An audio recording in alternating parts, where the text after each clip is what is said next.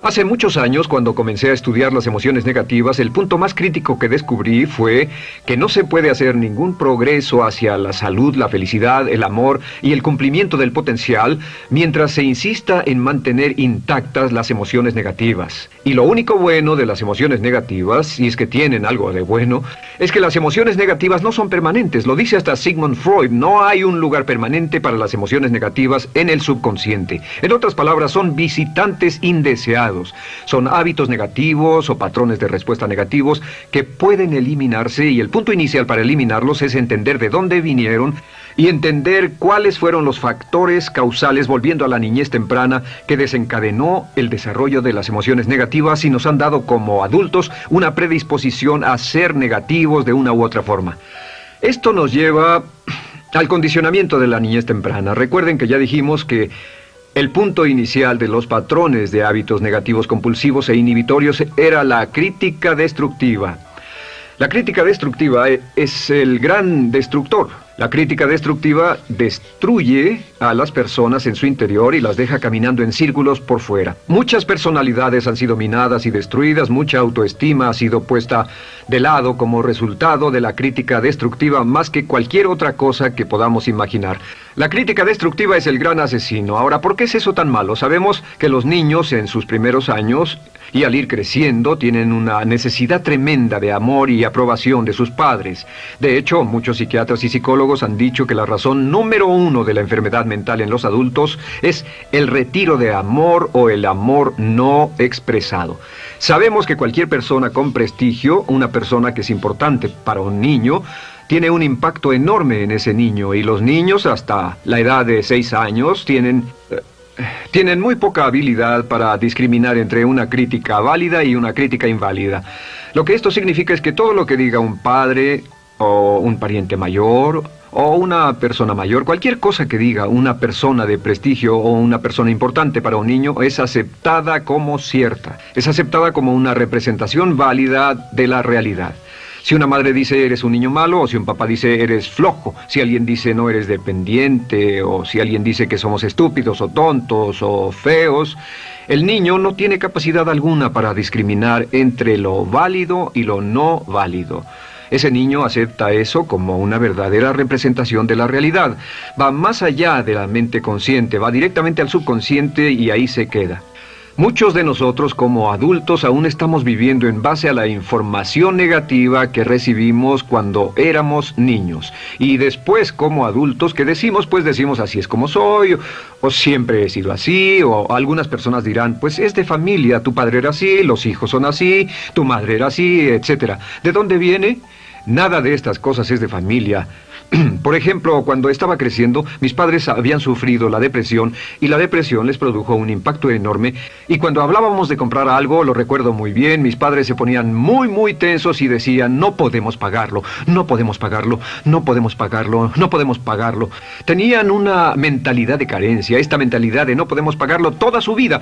Y luego yo crecí, y aunque nunca he experimentado la depresión, y la mayoría de ustedes, 10, 20, 30, 40 años después, aún estamos diciendo, no puedo pagarlo, no puedo pagarlo, no puedo pagarlo. Aún tomamos como base esas frases críticas, esas frases emocionales que usaban nuestros padres. Tal vez sus padres les decían como mi padre me decía a mí una y otra vez, nunca acabas lo que empiezas, nunca acabas lo que empiezas, nunca acabas lo que empiezas, eres un flojo, nunca acabas lo que empiezas. Y cuando fui adulto tuve muchos problemas para acabar lo que empezaba. Al acercarme al final de la tarea, comenzaba a sentirme ansioso y buscaba cualquier excusa por posponerla o retrasarla. El segundo factor que nos predispone a emociones negativas es la falta de amor. Sabemos que las personalidades de los niños se desarrollan al grado en que reciben una alta calidad y una alta cantidad de amor de sus padres. Existe una relación de 1 a 1 entre la cantidad de amor, la calidad de amor y una personalidad sana. Ese amor negado o la privación de amor es la causa clave de la infelicidad, la negatividad y la enfermedad mental en los adultos.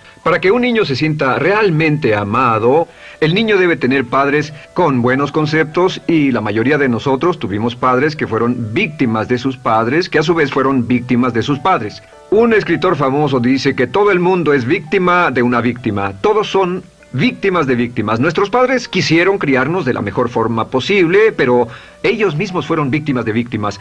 Y para que un niño se sienta realmente amado, deben existir 3 condiciones. La condición número 1 es: los padres deben amarse a sí mismos. Los padres deben amarse a sí mismos. Recuerden, nunca le podrán dar más amor a otros que el que sienten por sí mismos. Si no se aman a sí mismos, no pueden amar a sus hijos. Si tienen un poco de amor por sí mismos, deben difundirlo en sus hijos. Si tienen poco amor por sí mismos y es absorbido por sus esposos, entonces, a veces, aunque deseen amar a sus hijos, no tienen amor que darles. Sus padres querían amarlos y en muchos casos no tenían amor para darles. Y eso es porque nunca lo recibieron cuando crecieron. El segundo requisito es: los padres deben amarse mutuamente. Para que un niño crezca sintiendo confianza en sí mismo, crezca sintiéndose amado, a salvo y seguro, debe crecer en un ambiente donde los padres se amen. No hay nada que le dé más temor a un niño que crecer en un hogar donde los padres peleen entre sí, donde los padres no se amen, donde haya dificultades, porque el niño siempre tiene una tendencia, primero que nada, ser una víctima, pues al niño se le grita y se le vocifera, y entonces cree que la razón por la que mamá y papá pelean es su culpa. Ahora, una investigación interesante: como hay muchas familias de un solo padre, la investigación interesante muestra que cuando uno de los padres se va como resultado de una separación o un divorcio, los niños que quedan invariablemente están convencidos de que la razón por la que el otro padre se fue se debió a algo que él hizo.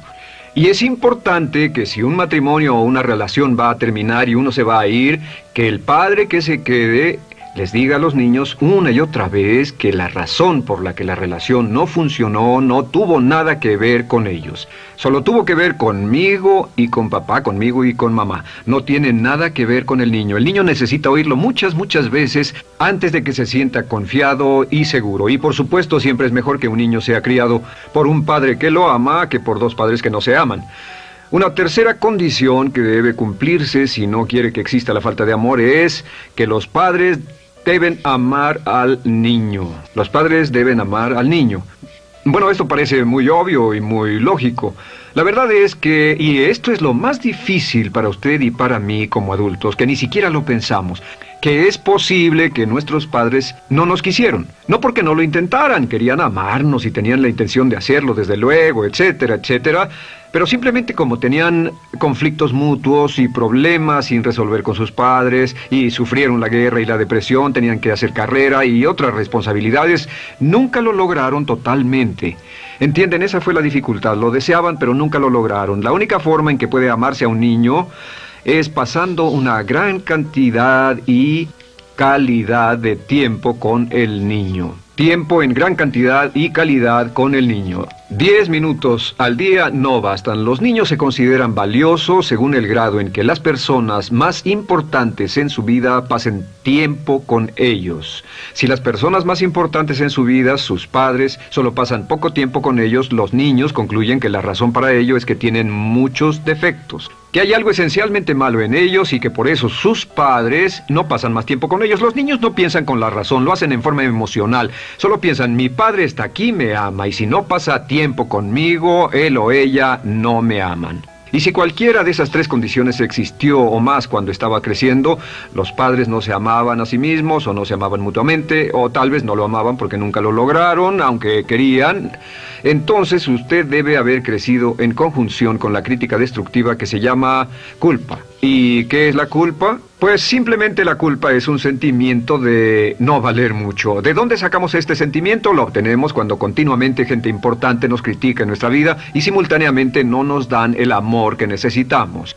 Sentimos que no valemos mucho o que no valemos nada. Y un sentimiento de culpa nos lleva a un sentimiento de falta de mérito, falta de valor y culpa. Y esa culpa, ese sentimiento de falta de mérito, es el mayor problema del siglo XX, la principal fuente de enfermedad mental.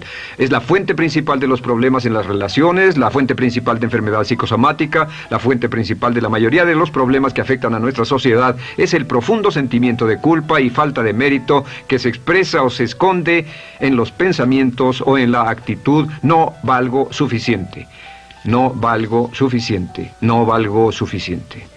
Ya hablamos de la autoestima y de lo importante que es. La autoestima significa me quiero mucho, me quiero mucho, me quiero mucho, me quiero mucho. Las personas que han sido criadas con críticas destructivas durante su vida no solo no se agradan a sí mismas, no sienten que sean lo bastante buenas para nadie y en muchos casos están llenos de odio por sí mismos. Se odian a sí mismos, se autocondenan o se detestan. Y verán que esto sale en sus conversaciones y sale en sus relaciones con otras personas. Las personas que no se quieren a sí mismas, aunque quieran tener buenas relaciones, simplemente no son capaces de ello. Las personas que piensan que no son buenas para nada siempre lo hacen aflorar, siempre será un problema. Ahora, ¿cuál es la razón principal de la culpa? ¿De dónde viene la culpa? La culpa viene de 3 fuentes negativas: padres negativos, influencias negativas o religión negativa. Una de las 3. Cualquiera de estas 3 usa la culpa. De la culpa se valen y aprovechan, en especial los padres y las organizaciones religiosas, por 2 razones. Una es el castigo. La culpa se usa para castigarnos. Cuando estamos creciendo, el castigar es la forma más fácil de hacer que uno se sienta mal. Nuestros padres nos hacen sentir mal castigándonos físicamente o sermoneándonos o regañándonos. Y el castigo es una forma muy eficaz de irnos conformando o de conseguir que hagamos lo que los demás quieren.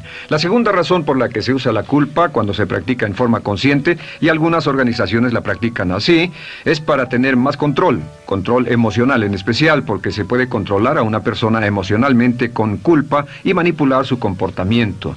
Hay muchas organizaciones que usan la culpa como una herramienta de control y manipulación. Si puede controlar a las personas con suficiente fuerza y en forma emocional, puede conseguir su dinero, puede conseguir su tiempo, puede conseguir su compromiso, demandar sus recursos, etc. Muchas organizaciones usan la culpa para aplicar un castigo. Muchas organizaciones de caridad que se anuncian por televisión, en especial las de causas benéficas que involucran a niños o a personas incapacitadas, usan un sentimiento de culpa. A usted le va tan bien que debe sentirse culpable por estas personas que sufren.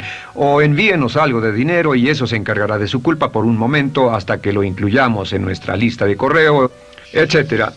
Y la culpa es un estándar. ¿Por qué se usa tan comúnmente? Pues primero que nada porque casi todos nosotros la tenemos en mayor o menor grado. Y número 2, es fácil. La culpa es fácil. ¿Por qué nuestros padres la usan con nosotros? ¿Por qué nuestras madres la usan con nosotros? Nuestras madres pueden controlarnos con la culpa en un cuarto repleto. Nuestra madre puede controlarnos a miles de kilómetros por teléfono.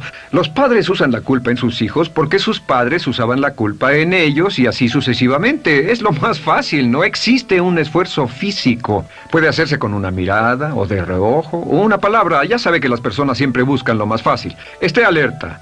Ustedes han sido criados en un ambiente donde se les ha hecho sentir culpa y casi todos lo vivimos. Debemos entender que la culpa es como una letrina o bacterias emocionales negativas que se colocan en la raíz de su psique o su subconsciente y activan todas las demás emociones negativas: furia, odio, envidia, resentimiento, frustración y duda, temor, etcétera. Las crea y las activa a todas, y la forma para en realidad deshacerse del centro es exorcizarlo, extirparlo. Y es lo que vamos a hacer el resto de esta sesión. Primero, ¿cómo podemos saber si nos criaron con sentimientos de culpa? Bien, a esto le llamamos la manifestación adulta de la culpa. Manifestación adulta de la culpa. Puede saber, probándose a sí mismo, cuánto de esto tiene. Número 1, la manifestación adulta de la culpa es que tiene sentimientos de inferioridad, sentimientos de inadaptabilidad y de no merecer las cosas. No siente que merezca que le pasen cosas buenas. Si una persona ha sido criada con crítica destructiva y se le hace sentir culpa, entonces cuando logra éxito, aún con un tremendo esfuerzo, tiene una tendencia terrible de sentir que no se lo merece. A esto se le llama, por cierto, temor al éxito. El temor al éxito es solo otra forma de decir que la persona que ha estado condicionada a pensar de sí misma como poco valiosa o no lo bastante buena, se siente muy incómoda cuando experimenta el éxito. Se siente muy tensa y a disgusto. Realmente, si sienten demasiada tensión, comienzan a aspirar cocaína, a beber demasiado alcohol, se enredarán en comportamientos autodestructivos, tendrán una sensación tremenda de ansiedad, como si alguien fuera a descubrir algo de ellos. Hay un libro en la librería que dice: si me está yendo tan bien, ¿por qué me siento como un impostor? Tienen el llamado síndrome del impostor. ¿Alguna vez ha tenido éxito en algo y la gente ha ido a usted a decirle: vaya, hiciste un excelente trabajo, o eso es maravilloso, aunque haya sido muy duro para usted, y sintió que los demás iban a descubrir, siente como que, es decir, que iban a descubrir que realmente no es bueno, que solo fue un fraude, solo un accidente, y por supuesto es lo que dice, fue coincidencia, fue un accidente, la verdad no sé ni cómo lo hice. Hacen todo lo posible por huir de ese sentimiento de inferioridad y de no merecer las cosas.